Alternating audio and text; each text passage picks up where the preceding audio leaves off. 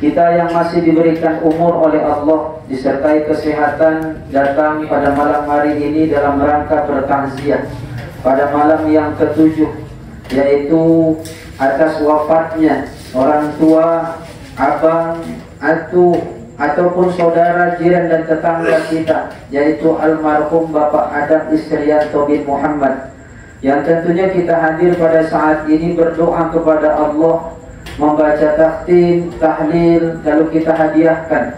Semoga tentunya bacaan yang kita baca tadi Allah Subhanahu wa taala menyampaikan kepada almarhum, Allah ampuni segala dosanya, Allah terima segala amal ibadahnya, dan Allah menempatkan beliau di tempat yang semulia-mulianya di sisi Allah Subhanahu wa taala. Amin ya rabbal alamin.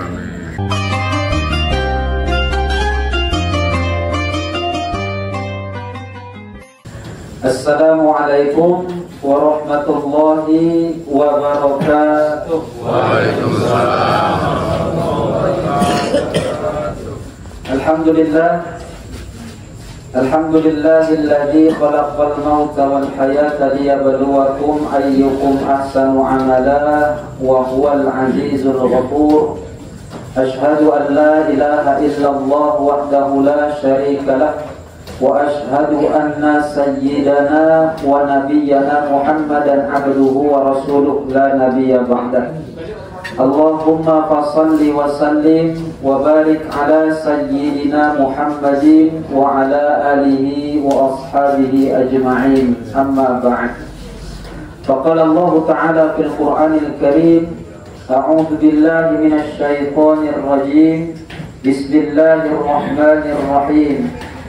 يا أيها الذين آمنوا استعينوا بالصبر والصلاة إن الله مع الصابرين ولا تقولوا لمن يقتل في سبيل الله أموات بل أحياء ولكن لا تشعرون ولنبلونكم بشيء من الخوف والجوع ونقص من الأموال والأنفس والثمرات وبشر الصابرين الذين إذا أصابتهم مصيبة قالوا إنا لله وإنا إليه راجعون أولئك عليهم صلوات من ربهم ورحمة wa ulaika humul muhtadun. Shadaqallahul azim.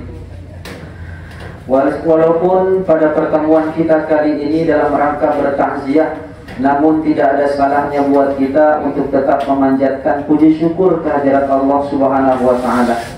Kita yang masih diberikan umur oleh Allah disertai kesehatan datang pada malam hari ini dalam rangka bertakziah pada malam yang ketujuh, yaitu atas wafatnya orang tua, abang, ataupun saudara, jiran dan tetangga kita, yaitu almarhum Bapak Adam Isrianto bin Muhammad, yang tentunya kita hadir pada saat ini berdoa kepada Allah, membaca takhtim, tahlil, lalu kita hadiahkan. Semoga tentunya bacaan yang kita baca tadi Allah Subhanahu wa taala menyampaikan kepada almarhum, Allah ampuni segala dosanya, Allah terima segala amal ibadahnya, dan Allah menempatkan beliau di tempat yang semulia-mulianya di sisi Allah Subhanahu wa taala. Amin ya rabbal alamin.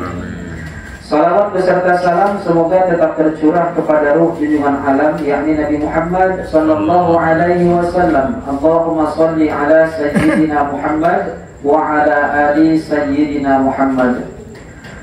Ahli bait yang semoga Allah Subhanahu wa taala menjadikan golongan orang-orang yang senantiasa bersabar. Begitu juga kepada Bapak Ibu, para hadirin wal hadirat, jemaah takziah. Semoga kita semua dirahmati oleh Allah Subhanahu wa taala. Amin. Kalau kita ingat Bapak Ibu bahwa Allah Subhanahu wa taala berfirman, kullu nafsin dha'iqatul maut. Setiap yang bernyawa pasti akan mendapati satu hal yang disebut dengan kematian. maka pada hakikatnya tidak ada satupun di antara kita yang dapat mengelakkan daripada kematian itu Bapak Ibu, karena kematian itu adalah suatu hal yang pasti kita lewati semuanya. Kalau seandainya ada seseorang yang menginginkan untuk hidup di dunia selamanya, toh dunia pun akan hancur, akan terjadi hari kiamat. Lagipun Bapak Ibu, kalau seandainya kita semua ini Allah jadikan tidak ada batas usia waktu, tidak ada limit buat kita Bapak Ibu, ini bakal hancur dunia. Coba kalau saya tanya kepada Bapak dan Ibu, pengennya Bapak Ibu mati atau tak usah ada matinya? Mati, Ustaz. Pengen mati atau tidak Pak? Pengen. Ibu-ibu pengen mati Bu? Takut. Lebih baik mati atau tak ada matinya? Coba bayangkan Bapak Ibu, kalau Allah tak menjadikan mati dalam kehidupan manusia. Bisa nggak kita membayangkan bahwa ayah saya masih hidup, ayahnya masih hidup, kemudian ayahnya lagi masih hidup, ayahnya lagi masih hidup, ayahnya lagi masih hidup, terus Bapak Ibu, ayahnya ayah, neneknya nenek, atuknya atuk, buyutnya buyut pun masih hidup. Nah, maka kematian itu pada hakikatnya suatu hal yang memang telah Allah atur segalanya supaya dunia ini bisa kita rasakan secara nyaman. Satu persatu silih berganti akan meninggalkan dunia yang fana ini.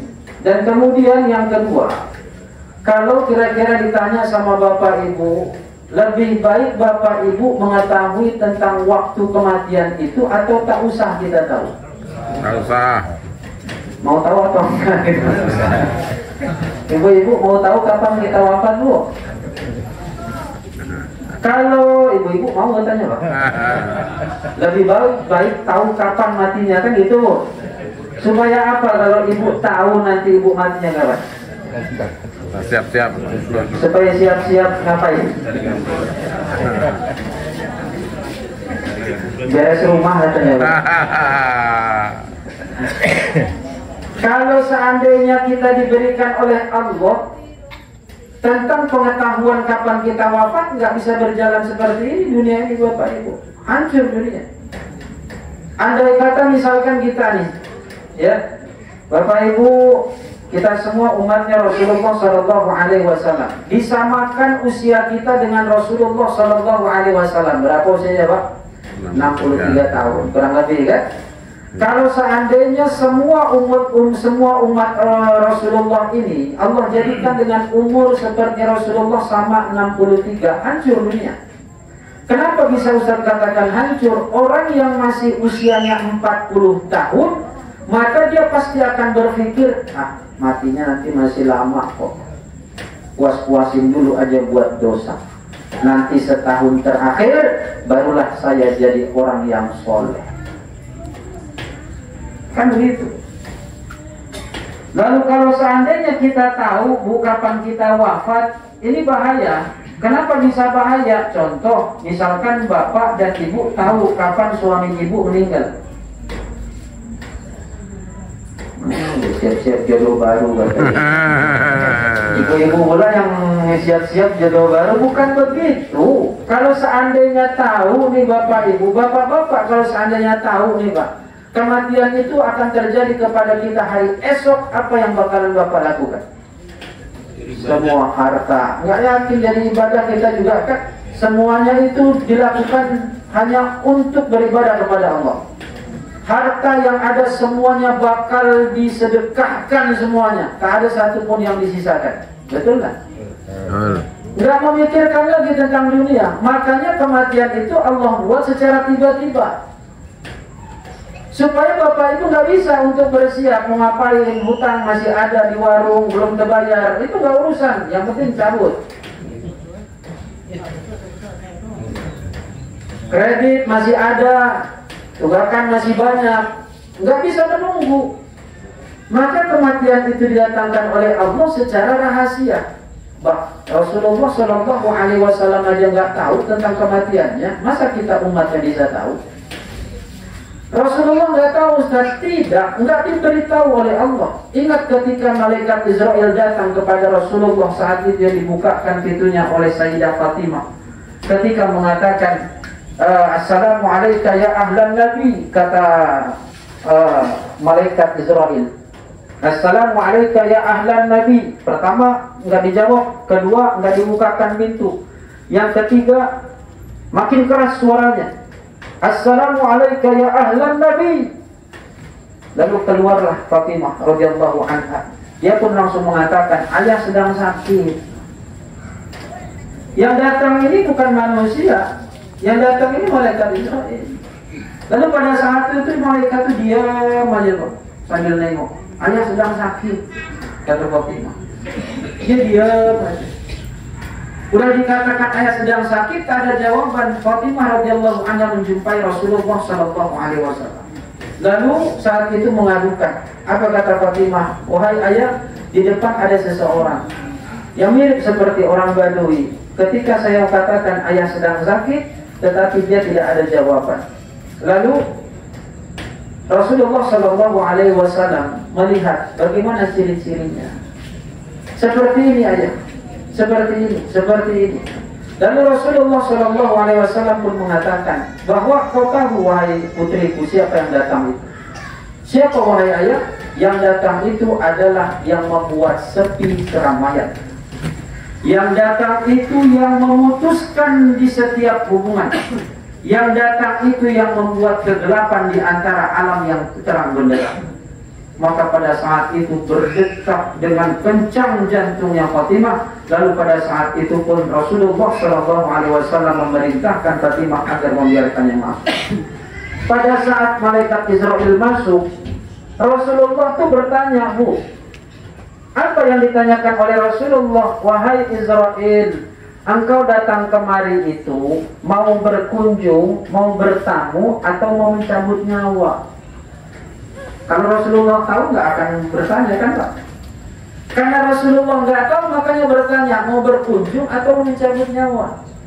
Tapi apa jawaban malaikat Israel? Ya Rasulullah, aku diperintahkan ke sini untuk berkunjung sekaligus mencabut nyawa. Rasulullah nggak diberitahu.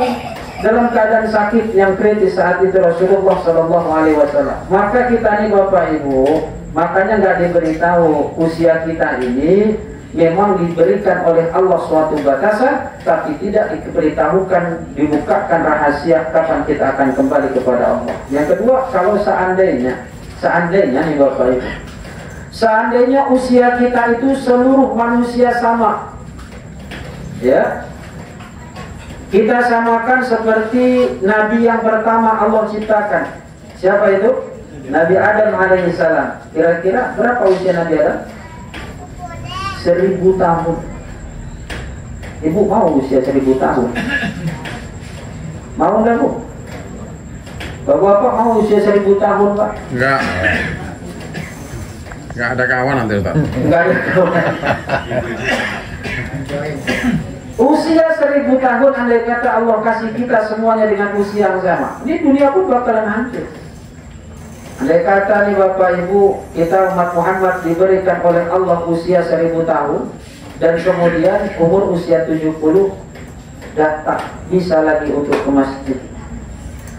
Ke kamar mandi pun udah payah Ustaz, harus dipapa, bolak-balik kontrol.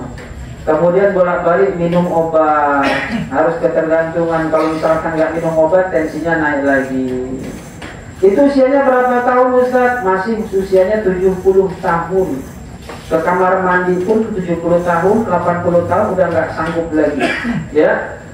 Lalu bersama siapa Bapak itu yang sakit itu Ustaz? Sama istrinya, yang usianya sama 1000 tahun.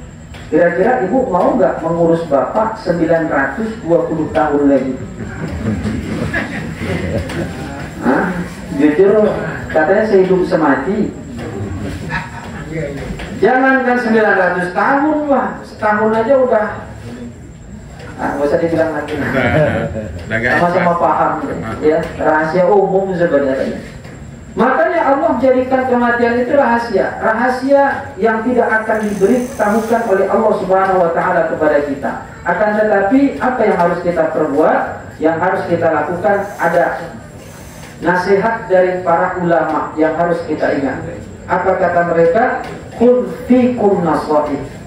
Sewagiannya kita ini semua Bapak Ibu datang bertakziah ini untuk mengambil iktibar. Yang kedua, ingat, kita harus punya penasehat. Dalam hidup kita ini harus punya penasehat. Kita semua harus punya penasehat. Di setiap diri kita harus punya penasehat. Lalu penasehat kita yang terbaik siapa? Wa khairun nasaih al-maut. Sebaik-baik penasehat buat kita itu adalah kematian. Bapak-bapak yang biasa sholatnya di rumah, coba kita renungin lagi, saya kapan mati ya? Gitu. Ada nggak tergerak dalam diri kita kalau seandainya besok mati, kita masih selalu sholat di masjid, di rumah misalkan nggak mau berangkat ke masjid. Ibu-ibu yang suka melawan sama suami, coba Bu, pikirin mati Bu. Kira-kira mau hidup selamanya atau ada kematian? Maka nasihat ini, ya, jadi ibu mikir, ya udahlah, ngalah aja lah, mumpung masih hidup, gitu ya Bu ya. Tapi jangan pula dibilang bentar lagi paling mati, kan gitu ya. Jangan bilang pula gitu kan. Ya, ingat dengan kematian ini, setiap perbuatan kita kaitkan dengan kematian. Maka kalau ingat, orang-orang yang di atas itu Bapak Ibu nggak akan mau korupsi kalau ingat mati. Penjahat-penjahat itu yang ada di sekitar kita, kalau dia ingat mati nggak bakalan mau mencuri mereka, nggak mau berbohong, nggak mau berdusta, nggak mau menipu. Tapi kenapa manusia itu banyak yang terlena? Karena satu hal, mereka tidak ingat dengan kematian. Ya, sombong, angkuh, berbuat yang selalu menyakitkan orang lain, ya, nggak peduli terhadap sesama. Karena apa? Karena nggak ingat dengan kematian. Makanya di sini kita mengambil intibar, pengingat lagi buat kita. Ya Allah, saudara kita udah lebih dulu pula meninggalkan kita. Mungkin baru semalam, 2 hari yang lalu, sepekan yang lalu, kita masih bersenda gurau, kita masih berbicara dengan mereka. Akan tetapi sekarang udah nggak ada lagi. Bisa kita bayangkan bagaimana keadaannya dalam kesendirian di dalam kubur. Maka kalau ini kita hadir di sini bukan hanya sekedar memberikan suatu bacaan sebagai hadiah, ya, pertolongan agar Allah Subhanahu wa taala meringankan daripada azabnya, akan tetapi kita ambil juga iktibar dalam takziah ini agar kita semuanya tentunya diharapkan setelah pulang dari takziah ini kita bisa menjadi manusia yang lebih baik lagi hendaknya. Ya, mudah-mudahan kita semua mendapatkannya, amin ya rabbal alamin. Mari sama-sama kita berdoa Bapak Ibu, semoga Allah Subhanahu wa taala tentunya menjadikan almarhum dan almarhumah, khususan daripada almarhum Bapak Adam bin Isrianto, ya, bin Muhammad, yang semoga dari bacaan takdir tahlil yang kita baca tadi, kemudian kita doakan Allah Subhanahu wa taala sampaikan kepada beliau. Tentu Allah Subhanahu wa taala menjadikan bacaan amalan kita ini sebagai bentuk penolong buat beliau, ya, agar Allah mengampuni seluruh dosa-dosanya, menerima segala amal ibadahnya, dan kemudian diterangi kuburnya dan menjadikan kuburnya tersebut riyadun min riyadil jannah, yaitu salah satu dalam dari taman-taman surga hendaknya, amin ya rabbal alamin. Astaghfirullahal azim alladzi la ilaha illa huwal hayyul qayyum wa atubu ilaih. Astaghfirullahal azim alladzi la ilaha illa huwal hayyul qayyum wa atubu ilaih. Astaghfirullahal azim الذي لا إله إلا هو الحي القيوم وأتوب إليه. نعوذ بالله من الشيطان الرجيم. بسم الله الرحمن الرحيم. الحمد لله رب العالمين، والصلاة والسلام على أشرف الأنبياء والمرسلين سيدنا ومولانا محمد وعلى آله وصحبه أجمعين. اللهم صل على سيدنا محمد صلاة تنجينا بها من جميع الأحوال والآفات، وتقضي لنا بها جميع الحاجات، وتطهرنا بها من جميع السيئات، وترفعنا بها عندك أعلى الدرجات، وتبلغنا بها أقصى الغايات من جميع الخيرات في الحياة وبعد الممات. إنك يا الله سميع قريب مجيب دعوات، ويا قاضي الحاجات يا مجيب السائلين يا رب العالمين. اللهم ربنا اغفر لنا ذنوبنا ولوالدينا وارحمنا وارحمهم كما ربونا صغارا، ولجميع المسلمين والمسلمات والمؤمنين والمؤمنات الأحياء منهم والأموات إنك على كل شيء قدير. اللهم اجعل ثواب ما قرأناه في هذا المحل من القرآن العظيم وما هللناه من لا إله إلا الله هدية منا إلى روح مصطفى محمد صلى الله عليه وسلم، ثم هدية منا إلى أرواح آبائنا وأمهاتنا وإلى أرواح المسلمين والمسلمات والمؤمنين والمؤمنات من مشارق الأرض إلى مغاربها، ثم خصوصا على هذه النية إلى روح بابا آدم إسريانتو بن محمد وعلى هذه النية الجماعة برحمتك يا أرحم الراحمين. اللهم اغفر لهم وارحمهم وعافهم واعف عنهم وأكرم نزلهم واجعل الجنة مثواهم. اللهم لا تحرمنا أجرهم ولا تفتنا بعدهم، واغفر لنا ولهم ولإخواننا الذين سبقونا بالإيمان، ولا تجعل في قلوبنا غلا للذين آمنوا ربنا إنك رؤوف رحيم. اللهم بلغ ثواب ذلك منا إليهم واجعل نورا منيرا بين أيديهم وفكاكا لهم من النار وحجابا لهم من النار وعتقا لهم من النار يا مجيب السائلين. اللهم اجعل قبرهم روضة من رياض الجنان ولا تجعل قبرهم حفرة من حفر النيران. اللهم اجعل على أهل بيت من الصابرين واجعلهم يا الله من الصابرين واجعلهم يا الله من الصابرين. آمين. اللهم ربنا لا تجعلنا في غفلة واجعل آخر كلامنا عند انتهاء آجالنا قول لا إله إلا الله محمد رسول الله صلى الله عليه وسلم. اللهم انصرنا نصرا عزيزا وافتح لنا فتحا مبينا وارزقنا كمال المتابعة في صحة وعافية والسلامة يا رب العالمين. آمين. ربنا آتنا في الدنيا حسنة وفي الآخرة حسنة وقنا عذاب النار. آمين. وصلى الله على خير خلقه سيدنا محمد صلى الله عليه وسلم. بفضلك سبحان ربك رب العزة عما يصفون وسلام على المرسلين والحمد لله رب العالمين. تقبل الله منا ومنكم تقبل يا كريم. Bapak Ibu yang mudah-mudahan kita sudah rahmati Allah, mohon maaf atas segala kesalahan kekurangan. Terima kasih atas segala perhatian. Semoga sedikit banyaknya ada manfaat untuk kita semuanya. Subhanakallahumma bihamdika nasyhadu an la ilaha illa anta nastaghfiruka wa natubu ilaik. Wabillahi taufiq wal hidayah. Ila liqa'a salamah. Wassalamualaikum warahmatullahi wabarakatuh. Waalaikumsalam warahmatullahi wabarakatuh.